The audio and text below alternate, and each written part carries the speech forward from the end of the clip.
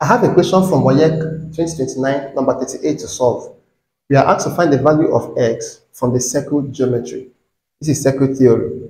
So what do we do first?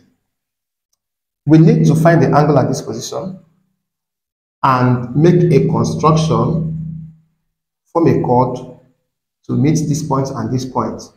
Then look out for the angle at this position and the angle at this position. These are the angles that will help us find the value of x. So how do we do this?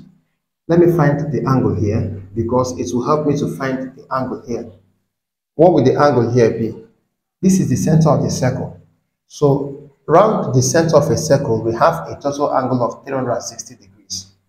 Remove 200, you have the remaining part here. If I remove 200, I will have the part inside. That will be 160 degrees. Let's get the angle here before this. Now the angle at the circumference of a circle, one of the theorem says, is half of the angle at the center. This is center of the circle. So any angle here should be half of the angle at the center. So I'll simply say half of 160. This will give us what? 80. So here is 80 degrees. Now let's get the angles here. Remember here is 160 degrees. So to get the angles here, we have 160 already here, and total angle inside a triangle is always 180 degrees.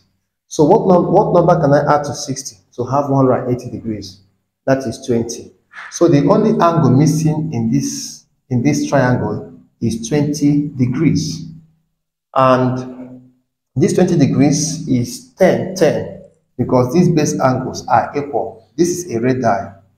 So angle that will be here will be equal to angle here. So here should be 10 and here should be what? 10.